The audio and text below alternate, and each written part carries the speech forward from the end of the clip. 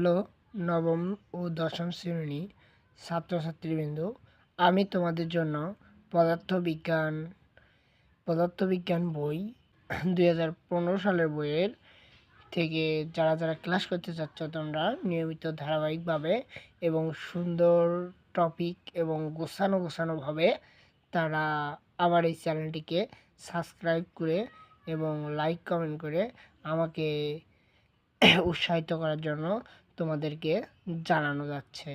তোমরা যদি চাও আমি এই এই বই থেকে অধ্যায়গুলোকে সুন্দরভাবে গুছিয়ে ক্লাসগুলো তাহলে আমি ভিডিওতে সুন্দরভাবে আপলোড করতে পারবো।